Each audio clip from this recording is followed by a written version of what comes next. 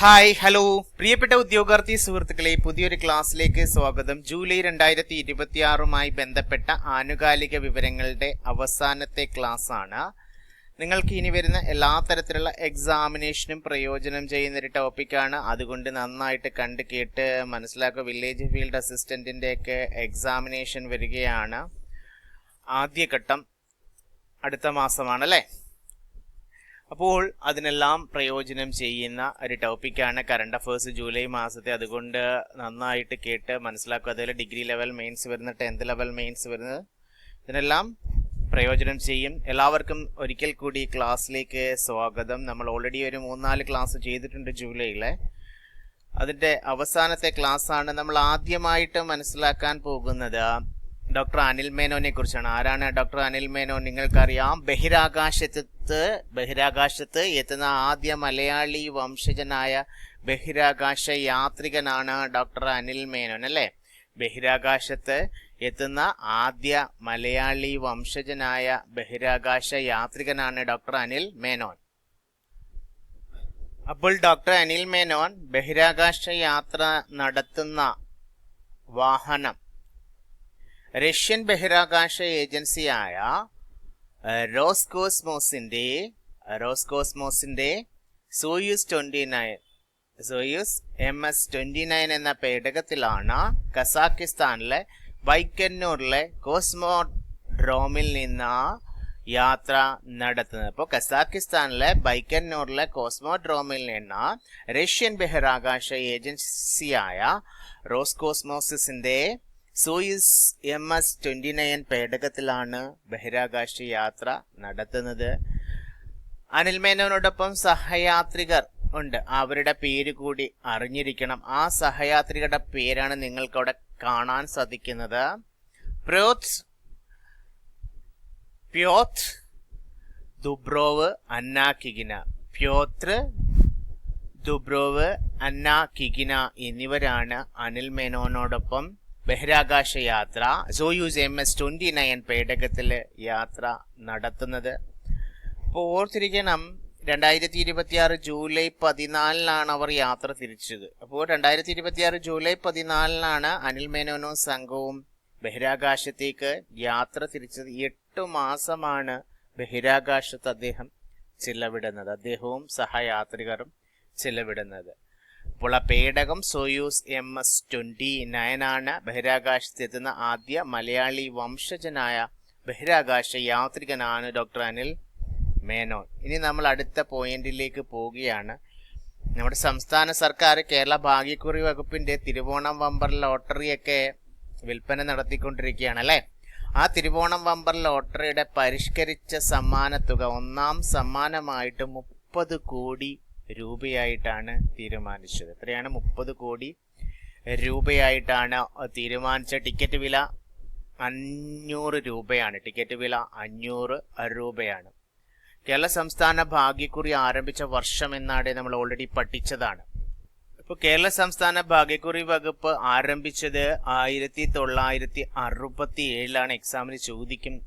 അന്നത്തെ കേരള സർക്കാരിന്റെ ധനകാര്യമന്ത്രിയായിരുന്ന P K കുഞ്ഞ് സാഹിബിന്റെ ആശയപ്രകാരമാണ് കേരള സംസ്ഥാന ഭാഗ്യക്കുറി വകുപ്പ് 1967 ആരംഭിച്ചതും ആദ്യ നറുക്കെടുപ്പ് നടന്നത്, അതുകൂടി അറിഞ്ഞിരിക്കണം, 1968 ജനുവരി 26 ഇന്ത്യയുടെ റിപ്പബ്ലിക് ദിനത്തിലാണ് ആദ്യ നറുക്കെടുപ്പ് നടക്കുന്നത്. ആദ്യ ടിക്കറ്റിന്റെ വില അന്ന് 1 രൂപയായിരുന്നു. ആദ്യ ഒന്നാം സമ്മാനം 50,000 രൂപയായിരുന്നു. നമുക്കറിയാം, ഇന്ന് തൊഴിലില്ലായ്മ പരിഹരിക്കാനും സർക്കാരിന് അധിക വരുമാനം കണ്ടെത്താനുമായിട്ടൊക്കെ ഈ ലോട്ടറി വകുപ്പ് അല്ലെങ്കിൽ ലോട്ടറി വകുപ്പിന്റെ പദ്ധതികളോ സ്വാധീനം ചെലുത്തുന്നുണ്ടെന്ന് അറിയാം അല്ലേ. ഇന്ന് 10,000-കണക്കിന് ആളുകളുടെ പ്രധാന വരുമാന മാർഗം കൂടിയാണ് ഈ ടിക്കറ്റ് വിൽപ്പന. ഓക്കെ, അടുത്ത പോയിന്റിലേക്ക് നമ്മൾ പോകുകയാണ്. നമുക്കറിയാം, 2026 ജൂലൈയിൽ നമ്മുടെ പ്രശസ്ത പിന്നണി ഗായികയായ S. ജാനകി അന്തരിച്ചു എന്നറിയാം. അപ്പോൾ S. ജാനകിയുടെ പൂർണ്ണ നാമമാണ് സിസ്റ്റല ശ്രീരാമമൂർത്തി ജാനകി എന്നാണ് S. ജാനകിയുടെ പൂർണ്ണനാമം.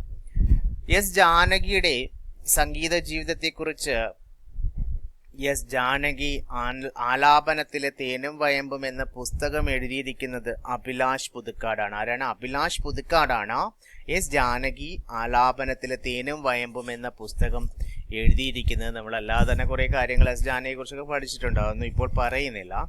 ഓക്കെ, അടുത്ത പോയിന്റിലേക്ക് പോവുകയാണ്. കേരളത്തിലെ ഏറ്റവും വലിയ ഗ്രീൻ ഡേറ്റാ സെന്റർ സ്ഥാപിക്കുന്നത് കൊച്ചിയിലാണ്. എക്സാമിന് ചോദിക്കും. കേരളത്തിലെ ഏറ്റവും വലിയ ഗ്രീൻ ഡേറ്റാ സെന്റർ ആണ് കൊച്ചിയിൽ സ്ഥാപിക്കുന്നത്. ഇനി തിരുവനന്തപുരത്ത് നമ്മൾ ഇങ്ങനെ ബജറ്റിലൊക്കെ പ്രഖ്യാപിച്ചിട്ടുണ്ട്. സ്ഥാപിതമാകുന്ന രണ്ടാമത്തെ സർക്കാർ മെഡിക്കൽ കോളേജിന് നൽകുന്ന പേര് K Karunakaran memorial medical college എന്നാണ്. മുൻ മുഖ്യമന്ത്രിയായ കെ കരുണാകരന്റെ പേരുൾപ്പെടുത്തിക്കൊണ്ടുള്ള കരുണാകരൻ മെമ്മോറിയൽ മെഡിക്കൽ കോളേജ് എന്നാണ്. നിലവിൽ നിങ്ങൾക്കറിയാം ആരോഗ്യവകുപ്പ് മന്ത്രി ആരാണെന്ന്. വി മുരളീധരൻ ആണോ? കെ മുരളീധരനാണ്. കരുണാകരന്റെ മകനായ കെ മുരളീധരനാണ് നിലവിലെ ആരോഗ്യവകുപ്പ് മന്ത്രി എന്ന് നിങ്ങൾക്കറിയാം.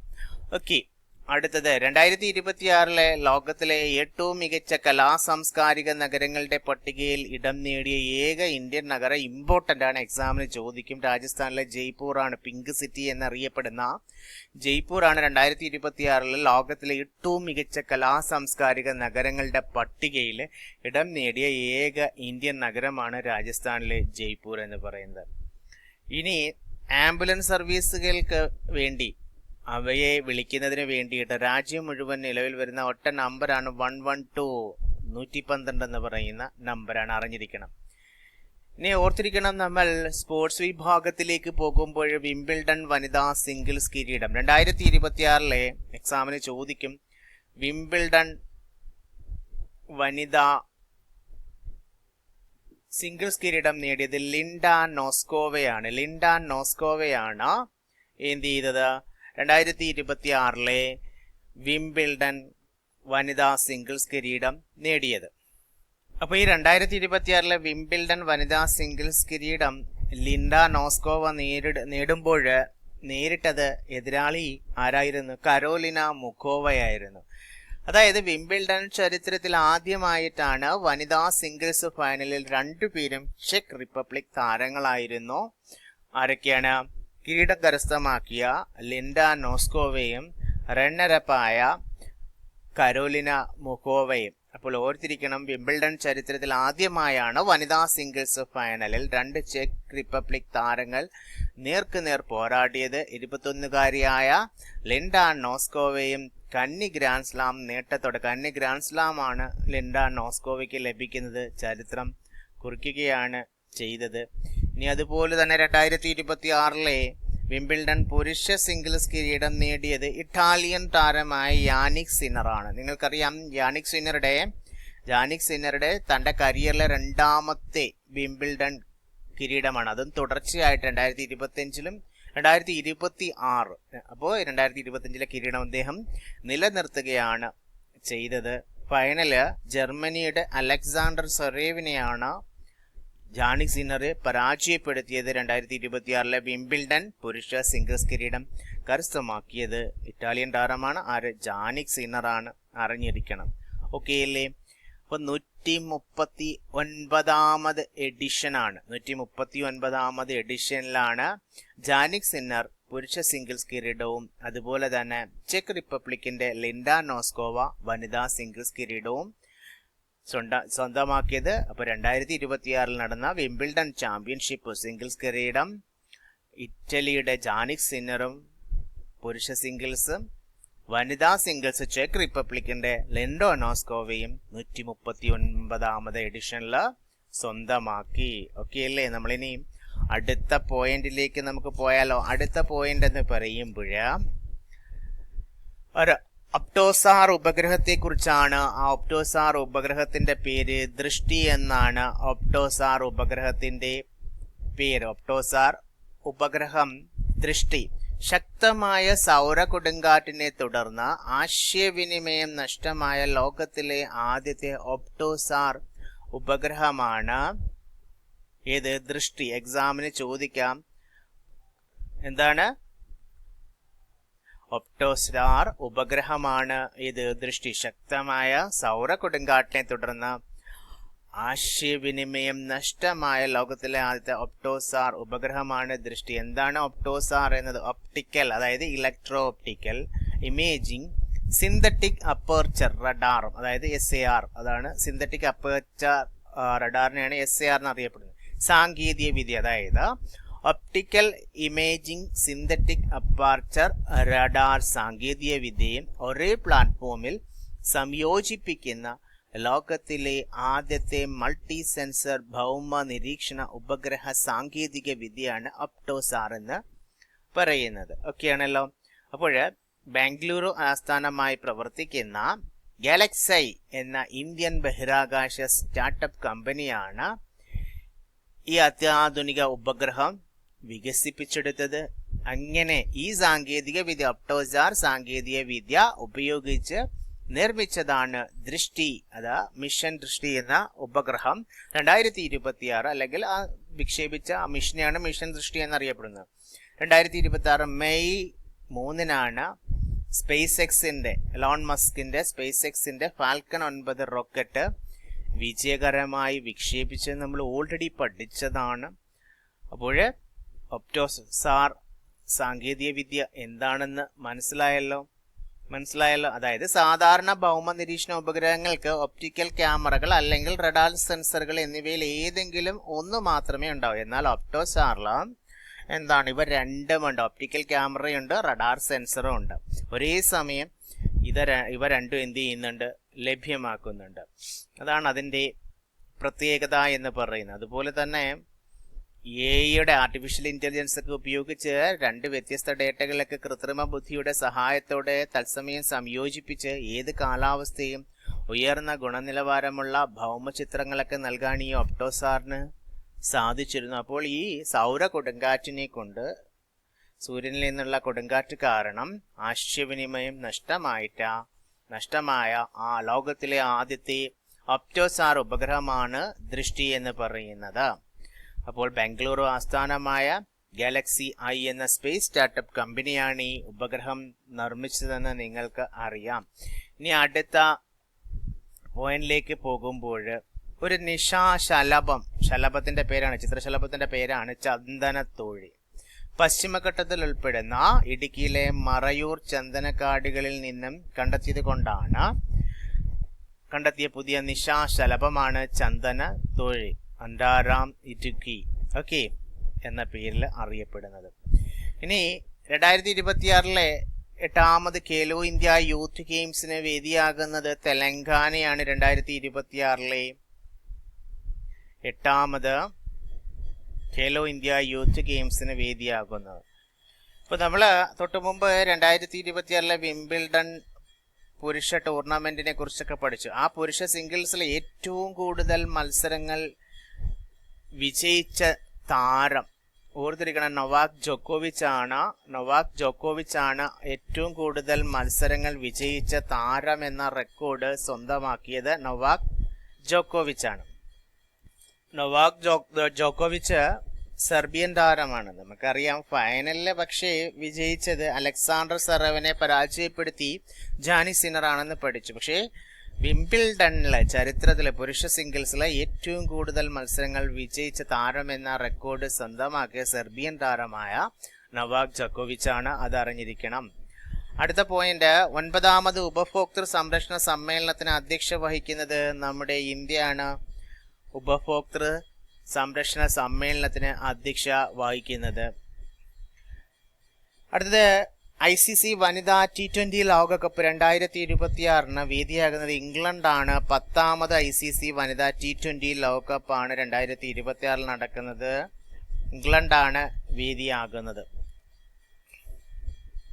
അടുത്ത ഒരു പോയിന്റിലേക്ക് നമ്മൾ പോവുകയാണ്. ഗ്രാമവികസന പഞ്ചായത്തി രാജ് ഇൻസ്റ്റിറ്റ്യൂട്ടിന്റെ പഠനത്തിൽ ഓർത്തിരിക്കണം, ഗ്രാമവികസന പഞ്ചായത്തി രാജ് ഇൻസ്റ്റിറ്റ്യൂട്ടിന്റെ പഠനത്തിൽ ഗ്രാമസഭകളിൽ ഏറ്റവും കൂടുതൽ രാജ്യത്തെ ഗ്രാമസഭകളിലെ ഏറ്റവും കൂടുതൽ വനിതാ പങ്കാളിത്തമുള്ള സംസ്ഥാനം കേരളമാണ്. അറിഞ്ഞിരിക്കണം. ഇനി നിങ്ങൾക്കറിയാം ബഹിരാകാശ സഞ്ചാരിയായ ശുഭാംശു ശുക്ലയെ കുറിച്ച്.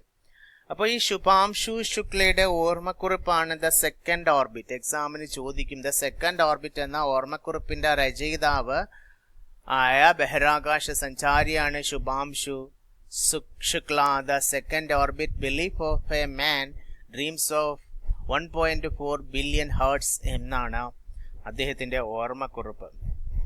ഇനി എക്സാമിന് ചോദിക്കും, 2027 നടക്കാനിരിക്കുന്ന ഗ്ലോബൽ AI ഉച്ചകോടിക്ക് വേദിയാകുന്നത് സ്വിറ്റ്സർലൻഡിലെ ജനീവയാണ്. 2027 AI ഉച്ചകോടിക്ക് വേദിയാകുന്നത് സ്വിറ്റ്സർലൻഡിലെ ജനീവ.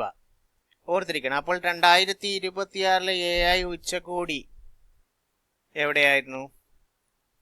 അപ്പോൾ 2027 സ്വിറ്റ്സർലൻഡിലെ ജനീവയിലാണ് നടക്കാൻ പോകുന്നത്. 2026 എക്സാമിന് ചോദിച്ചിട്ടുള്ളതാണ്. ഏറ്റവും വലിയ ആഗോള ആർട്ടിഫിഷ്യൽ ഇന്റലിജൻസ് സമ്മേളനമായ ഉച്ചകോടി നടന്ന ഇന്ത്യയിലാണ്. ഇന്ത്യ AI ഇമ്പാക്ട് ഉച്ചകോടി 2026 എന്നാണ് അറിഞ്ഞിരുന്നത്. ഇന്ത്യ AI ഇമ്പാക്ട് സമ്മിറ്റ് 2026 ആണ്. ഫെബ്രുവരി 16 മുതൽ 21 വരെ ന്യൂഡൽഹിയിലെ ഭാരത് മണ്ഡപത്തിൽ വെച്ചിട്ടാണ് ഇത് വിജയകരമായി നടന്നതെന്നൊക്കെ നമ്മൾ പഠിച്ചതാണ്. അപ്പോൾ 2027 നടക്കാൻ പോകുന്നത് സ്വിറ്റ്സർലൻഡിലെ ജനീവയാണ്. ഓക്കെ അല്ലേ? അടുത്തത്, ഇന്ത്യയും ഇന്തോനേഷ്യയും ചേർന്ന സംയുക്ത സംരക്ഷണ പദ്ധതി നടപ്പിലാക്കുന്ന ഇന്തോനേഷ്യയിലെ ലോക പൈതൃക ക്ഷേത്രമാണ് പ്രംബനൻ ക്ഷേത്രം. പ്രംബനൻ ക്ഷേത്രം ഇന്ത്യയും ഇന്തോനേഷ്യയും ചേർന്ന് സംയുക്ത സംരക്ഷണ പദ്ധതി നടപ്പിലാക്കുന്ന ഇന്തോനേഷ്യയിലെ ലോക പൈതൃക ക്ഷേത്രമാണ് പ്രംബനൻ ക്ഷേത്രം. അടുത്തത്, GI ടാഗ് ലഭിച്ച ഹരിയാനയിൽ നിന്നുള്ള ആദ്യത്തെ പഴവർഗ്ഗമാണ് നമ്മൾ പഠിക്കാൻ പോകുന്നത്. ഭൗമസൂചിക പദവി ലഭിച്ച ഹരിയാനയിൽ നിന്നുള്ള ആദ്യത്തെ പഴവർഗ്ഗമാണ് സിർസ കിനൗ ആണ്. സിർസ കിനൗ. അടുത്തത്, ജോർജിയാസ് വിഷൻ എന്ന കൃതി. ഓർത്തിരിക്കണം, ജോർജിയ മെലോണി, ഇറ്റാലിയൻ പ്രധാനമന്ത്രിയായ ജോർജിയ മെലോണിയാണ് ജോർജിയാസ് വിഷൻ എന്ന കൃതിയുടെ രചയിതാവ്. പ്രധാനമന്ത്രി നരേന്ദ്രമോദിയുമായിട്ട് കണ്ടുമുട്ടിയപ്പോഴേ അന്ന് മെലഡി മിഠായി കൊടുത്ത മെലഡി മിഠായിയൊക്കെ ഫേമസ് ആയ നിങ്ങൾക്കറിയാം. അപ്പോൾ ജോർജിയ മെലോണിയാണ് ഇറ്റാലിയൻ പ്രധാനമന്ത്രി. അവരുടെ കൃതിയാണ് ജോർജിയാസ് വിഷൻ എന്നറിയപ്പെടുന്നത്. ഇറ്റലിയുടെ ചരിത്രത്തിൽ പ്രധാനമന്ത്രി പദത്തിലെത്തുന്ന ആദ്യത്തെ വനിത കൂടിയാണ് ഈ ജോർജിയ മെലോണി, അറിഞ്ഞിരിക്കണം. ഓക്കെ, അടുത്തിടെ പൊട്ടിത്തെറിച്ച യൂറോപ്പിലെ ഏറ്റവും ഉയരം കൂടിയ സജീവ അഗ്നിപർവ്വതമാണ്. ആ അഗ്നിപർവ്വതത്തിന്റെ പേരാണ് മൗണ്ട് എറ്റിന. ഈ മൗണ്ട് എറ്റിന സ്ഥിതി ചെയ്യുന്നത് ഇറ്റലിയിലാണ്. ഇനി അതുപോലെ തന്നെ ചാന്ദിപുര വൈറസ് 2026 ജൂലൈയിൽ സ്ഥിരീകരിച്ചു. അത് സ്ഥിരീകരിച്ചത് ഗുജറാത്ത് സംസ്ഥാനത്താണ്. ചാന്ദിപുര വൈറസ് 2026 ജൂലൈയിൽ സ്ഥിരീകരിച്ചത്. എന്താണ് ഈ ചാന്ദിപുര വൈറസ്? കേട്ടിട്ടുണ്ടോ? CHPV എന്നറിയപ്പെടുന്ന ചാന്ദിപുര വൈറസ് പ്രധാനമായും മണലീച്ച സാൻഫ്ലൈസിന്റെ കടിയിലൂടെയാണ് മനുഷ്യനിലേക്ക് പകരുന്നത്. തലച്ചോറിനെ ബാധിക്കുന്ന അതീവ അപകടകരമായ ഒരു RNA വൈറസാണ് ചാന്ദിപുര വൈറസ്. RNA ആണ്. ഇപ്പോൾ 2026 ഓഗസ്റ്റ് മാസത്തെ ഏറ്റവും പുതിയ കണക്ക് പ്രകാരം ഇന്ത്യയിലെ ഗുജറാത്ത്, രാജസ്ഥാൻ എന്നീ സംസ്ഥാനങ്ങളിൽ ഈ വൈറസ് കടുത്ത ആശങ്കയൊക്കെ രേഖപ്പെടുത്തുന്നുണ്ട്. അപ്പോൾ ഫ്ലെബോട്ടാമസ് വിഭാഗത്തിൽപ്പെട്ട പെൺമണൽ ഈച്ചകളാണ് പ്രധാന വാഹകര്, അറിഞ്ഞിരിക്കണം. ഓക്കെ അല്ലേ? പക്ഷെ ഈ രോഗം ഒരാളിൽ നിന്ന് നേരിട്ട് മറ്റൊരാളിലേക്ക് പകരുകയെന്നില്ല. കടിക്കുമ്പോൾ മാത്രമേ ശരീരത്തിൽ ആ വൈറസ് ബാധിക്കുകയുള്ളൂ. 15 വയസ്സിന് താഴെയുള്ള കുട്ടികളെയാണ് ഈ വൈറസ് ഏറ്റവും കൂടുതൽ ബാധിക്കുന്നത്. മുതിർന്നവരിലാണെങ്കിൽ ചെറിയ ലക്ഷണങ്ങൾ മാത്രമേ കാണിക്കുകയുള്ളൂ. ഓക്കെ, ഇതിനകത്തൊരു പ്രധാന പ്രോബ്ലം എന്ന് പറയുന്നത് സാധാരണ പനി പോലെ തുടങ്ങിയിട്ട് വളരെ പെട്ടെന്ന് തന്നെ നില വഷളാകുന്നതാണ് ഈ ചാന്ദിപുര വൈറസ് എഫക്ട് ചെയ്താലുള്ള പ്രത്യേകത എന്ന് പറയുന്നത്. ഇത് തലച്ചോറിൽ എന്ത് ചെയ്യും? കടുത്ത വീക്കം ഉണ്ടാക്കുന്ന ഒരു ഇതുണ്ടല്ലോ, അക്യൂട്ട് എൻസെഫലൈറ്റിസ് സിൻഡ്രോം. നിങ്ങൾക്കറിയാലോ, അക്യൂട്ട് എൻസെഫലൈറ്റോസ് സിൻഡ്രോത്തിന് കാരണമാകുന്നതാണ് ഈ ചാന്ദിപുര വൈറസ്. ഓക്കെ, നമ്മളിനി അടുത്ത പോയിന്റിലേക്ക് പോകുകയാണ്. ഇന്ത്യയിലെ ജൈവ വൈവിധ്യ പൈതൃക കേന്ദ്രമായി ബയോഡൈവേഴ്സിറ്റി ഹെറിറ്റേജ് സൈറ്റായി പ്രഖ്യാപിക്കപ്പെട്ട അസമിലെ തണ്ണീർത്തടം ചോദിച്ചു കഴിഞ്ഞാൽ ബോർജുലി തണ്ണീർത്തടമാണ് ഇന്ത്യയിലെ ജൈവ വൈവിധ്യ പൈതൃക കേന്ദ്രമായി ബയോഡൈവേഴ്സിറ്റി അതായത് ഹെറിറ്റേജ് സൈറ്റായി പ്രഖ്യാപിക്കപ്പെട്ട അസമിലെ തണ്ണീർത്തടമാണ് ബോർജുലി തണ്ണീർത്തടം. അടുത്ത പോയിന്റിലേക്ക് നമ്മൾ പോകുകയാണ്. വിശ്വേശ്വരയ്യ ടെക്നിക്കൽ യൂണിവേഴ്സിറ്റിയുടെ ആസ്ഥാനം നിങ്ങൾക്കറിയാം എവിടെയാണ്? ബംഗളൂരാണ്. അതായത് പരീക്ഷ പൂർത്തിയാക്കി, പ്രത്യേകത എന്ന് പറയുമ്പോൾ ഈ വിശ്വേശ്വരയ്യ ടെക്നോളജിക്കൽ യൂണിവേഴ്സിറ്റി ആസ്ഥാനത്തിന്റെ പ്രത്യേകത പരീക്ഷ പൂർത്തിയാക്കി 5 മിനിറ്റിനുള്ളിൽ ഫലം പ്രഖ്യാപിച്ച് റെക്കോർഡ് കരസ്ഥമാക്കിയ ഇന്ത്യൻ സർവകലാശാലയാണ് ബംഗളൂരു ആസ്ഥാനമായിട്ടുള്ള വിശ്വേശ്വരയ്യ ടെക്നോളജിക്കൽ യൂണിവേഴ്സിറ്റി. അടുത്ത പോയിന്റ്, ബുള്ളറ്റ് ചെസ് ചാമ്പ്യൻഷിപ്പ് കിരീടം നേടുന്ന ആദ്യ ഇന്ത്യൻ താരമാണ് നിഹാൽ സരീനാണ് ബുള്ളറ്റ് ചെസ് ചാമ്പ്യൻഷിപ്പ് കിരീടം നേടുന്ന ആദ്യ ഇന്ത്യൻ താരം. അടുത്ത 2026 ജൂലൈയിൽ പ്രധാനമന്ത്രി നരേന്ദ്രമോദിക്ക് ലഭിച്ച ഇന്തോനേഷ്യയുടെ പരമോന്നത സിവിലിയൻ പുരസ്കാരമാണ് ബിൻതാങ് ആദിപൂർണ. എന്താണ് ബിൻതാങ് ആദിപൂർണ? ഇന്തോനേഷ്യയുടെ കണക്ട് ചെയ്യാൻ പറ്റുള്ള ബിൻതാങ് ഇന്തോനേഷ്യ. ബിൻതാങ് ആദിപൂർണ എന്നുള്ളത് ഇന്തോനേഷ്യയുടെ പരമോന്നത സിവിലിയൻ ബഹുമതിയാണ്. 2026 ജൂലൈയിൽ പ്രധാനമന്ത്രി നരേന്ദ്രമോദിക്ക് ലഭിച്ചു. അടുത്ത പോയിന്റിലേക്ക് നമ്മൾ പോകുമ്പോൾ 2026 ജൂലൈയിൽ മലയാളത്തിലെ പ്രശസ്ത നാടകൃത്തും സംവിധായകനുമായ വ്യക്തി അന്തരിച്ചു. TK ഗോപിനാഥക്കുറുപ്പാണ്. ഈ TK ഗോപിനാഥക്കുറുപ്പിന്റെ തൂലികയാണ് ബേബിക്കുട്ടൻ എന്ന തൂലികാനാമത്തിൽ അറിയപ്പെടുന്ന ആരെന്ന് ചോദിക്കാൻ TK ഗോപിനാഥക്കുറുപ്പാണ്. അദ്ദേഹം മരിച്ചത് കൊണ്ട്. ICC വനിതാ ക്രിക്കറ്റ് ലോകകപ്പ് ഫൈനൽ അമ്പയർ ആകുന്ന ആദ്യ വനിതയാണ് വൃന്ദ റാഠിയാണ്. ICC വനിതാ ക്രിക്കറ്റ് ലോകകപ്പ് ഫൈനൽ അമ്പയർ ആകുന്ന ആദ്യ വനിത വൃന്ദ റാഠി. നമ്മൾ പഠിച്ചതാണ് ഓൾറെഡി വൃന്ദ റാഠിയെ കുറിച്ച്. അടുത്ത 2026 FIH hockey women's nations cup ജേതാക്കളായ ടീം ഇന്ത്യയാണ്. ഫൈനലിൽ ന്യൂസിലൻഡിനെയാണ് നേഷൻസ് കപ്പില് ഹോക്കി വുമൻസ് നേഷൻസ് കപ്പില് FIH നേഷൻസ് കപ്പില് ജേതാക്കളായത് ന്യൂസിലൻഡിനെയാണ് പരാജയപ്പെടുത്തിയത്. അടുത്തത് ഗ്ലോബൽ സിറ്റിസൺ സൊല്യൂഷൻസ് പുറത്തിറക്കിയ 2026 ഗ്ലോബൽ പാസ്പോർട്ട് ഇൻഡെക്സിനെ കുറിച്ചാണ്. ഗ്ലോബൽ പാസ്പോർട്ട് ഇൻഡെക്സിൽ എക്സാമിന് ചോദിക്കും. ഇന്ത്യ 125ാം സ്ഥാനത്താണ്. ഇപ്പൊ 2026 ഗ്ലോബൽ പാസ്പോർട്ട് ഇൻഡെക്സ് ആണ്, ഗ്ലോബൽ സിറ്റിസൺ സൊല്യൂഷൻസ് ആണ് പുറത്തിറക്കിയത്. 1ാം സ്ഥാനത്ത് സ്വീഡനും, 2ാം സ്ഥാനത്ത് സ്വിറ്റ്സർലൻഡും, 3ാം സ്ഥാനത്ത് ഫിൻലാൻഡ്. Sweden, Switzerland, Finland. 125ാം സ്ഥാനത്താണ് ഇന്ത്യ ഉള്ളത്. അടുത്ത പോയിന്റിലേക്ക് നമ്മൾ പോകുമ്പോൾ നമ്മൾ ഓൾറെഡി പഠിച്ചിട്ടുള്ളതാണ് അഭ്യാസങ്ങളെ കുറിച്ചൊക്കെ അല്ലേ. സൈനിക അഭ്യാസങ്ങൾ, നാവിക അഭ്യാസങ്ങളൊക്കെ പഠിച്ചതാണ്. അതിന് പ്രത്യേക ക്ലാസ്സും ചെയ്തിട്ടുണ്ട്. US ഹവായിയിൽ നടക്കുന്ന ലോകത്തിലെ ഏറ്റവും വലിയ അന്താരാഷ്ട്ര നാവിക അഭ്യാസമാണ് റിംപാക് എന്ന് പറയുന്നത്. റിം ഓഫ് ദി പസഫിക് എന്നാണ് അതിന്റെ പൂർണ്ണനാമം. റിം ഓഫ് ദി പസഫിക്.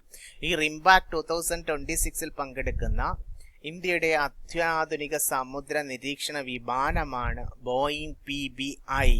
റിംപാക്കിനെ കുറിച്ച് ഡീറ്റെയിൽഡ് ക്ലാസ് അതിൽ പറയുന്നുണ്ട്, കണ്ടു നോക്കിയാൽ മതി. അപ്പോൾ റിംപാക് എന്ന് പറയുന്ന US ഹവായിൽ നടക്കുന്ന ലോകത്തിലെ ഏറ്റവും വലിയ അന്താരാഷ്ട്ര നാവിക അഭ്യാസമായ റിംപാക്കിൽ 2026 പങ്കെടുക്കുന്ന ഇന്ത്യയുടെ അത്യാധുനിക സമുദ്ര നിരീക്ഷണ വിമാനമാണ് ബോയിങ് PBI എന്നുള്ളത്. 2026 FIDE under 12 girls world cup chess കിരീട ജേതാവ് ദിവി ബിജേഷ് ആണ്. 2026 FIDE under 12 girls world cup chess കിരീട ജേതാവ് ദിവി ബിജേഷ്. ഇന്ത്യൻ നാവികസേന ഉപമേധാവിയാണ്. എക്സാമിന് ചോദിക്കുക. എയർ മാർഷൽ അശുതോഷ് ദീക്ഷിത് ആണ്. ഇന്ത്യൻ നാവികസേന ഉപമേധാവിയാണ് എയർ മാർഷൽ അശുതോഷ് ദീക്ഷിത്. അടുത്തത് മധ്യപ്രദേശിൽ നിന്നും ഏറ്റവും ഒടുവിൽ GI ടാഗ് ലഭിച്ച പ്രധാന കാർഷിക ഉത്പന്നമാണ് ഖുറാസാനി ഇംലി. ഇംലി അറിയാലോ, പുളിയുണ്ടല്ലോ. ഖുറാസാനി ഇംലിയാണ് മധ്യപ്രദേശിൽ നിന്നും ഏറ്റവും ഒടുവിൽ GI ടാഗ് ലഭിച്ച പ്രധാന കാർഷിക ഉത്പന്നം. ഇനി നമുക്ക് എക്സാമിന് ചോദിക്കാം. കേരളത്തിൽ ആദ്യമായി വെർച്വൽ ഓട്ടോപ്സി, നമ്മൾ പോസ്റ്റ്മോർട്ടം ചെയ്യല്ലോ, അത് വെർച്വലായിട്ട് ചെയ്ത വെർച്വൽ ഓട്ടോപ്സി സംവിധാനം നിലവിൽ വരുന്ന ആശുപത്രിയാണ് കോഴിക്കോട് മെഡിക്കൽ കോളേജ്. അടുത്തത് പമ്പാ നദിയിൽ നടന്ന 2026 ചമ്പക്കുളം മൂലം വള്ളംകളിയിൽ രാജപ്രമുഖൻ ട്രോഫി സ്വന്തമാക്കിയത് ആരോമ ചുണ്ടനാണ് അല്ലെ. ഈ ആരോമ ചുണ്ടൻ ഇന്നലെ പുന്നപ്ര വയലാർ പോലെ നെഹ്റു ട്രോഫി പുന്നമടക്കായലിൽ നടന്ന 72ാമത് നെഹ്റു ട്രോഫി വള്ളംകളി ജേതാവായതും ഈ ആരോമ ചുണ്ടനാണ് അല്ലെ. കൊല്ലത്ത് നിന്നുള്ള ആരോമ ബോട്ട് ക്ലബിന്റെ ആരോമ ചുണ്ടനാണ് നെഹ്റു ട്രോഫി നടക്കുന്ന പുന്നമടക്കായലിൽ നിന്ന് 72ാമത് നെഹ്റു ട്രോഫി കിരീടവും സ്വന്തമാക്കിയത്. അപ്പോൾ പമ്പാനദിയിൽ നടന്ന 2026 ചമ്പക്കുളം മൂലം വള്ളംകളിയിലും രാജപ്രമുഖൻ ട്രോഫി സ്വന്തമാക്കിയത് ആരോമ ചുണ്ടനാണ്. അടുത്ത പോയിന്റിലേക്ക് നമ്മൾ പോവുകയാണ്.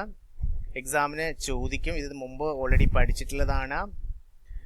ജൂലൈ 1 ഒരു അനാഥ ബാല്യത്തിന്റെ ആത്മകഥം എന്ന പുസ്തകത്തിന്റെ രചയിതാവ് ബി അബ്ദുൽ നാസർ IAS ആണ്. ജൂലൈ 1 ഒരു അനാഥ ബാല്യത്തിന്റെ ആത്മകഥം എന്ന പുസ്തകത്തിന്റെ രചയിതാവ്.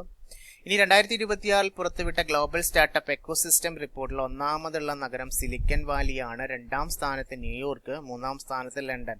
ഗ്ലോബൽ സ്റ്റാർട്ടപ്പ് എക്കോസിസ്റ്റം റിപ്പോർട്ടിലാണ് ഒന്നാമത് സിലിക്കൺ വാലി, 2ാം സ്ഥാനത്ത് ന്യൂയോർക്ക്, 3ാം സ്ഥാനത്ത് ലണ്ടൻ. അടുത്ത പോയിന്റ് നമ്മളൊരു പദ്ധതിയെക്കുറിച്ചാണ്.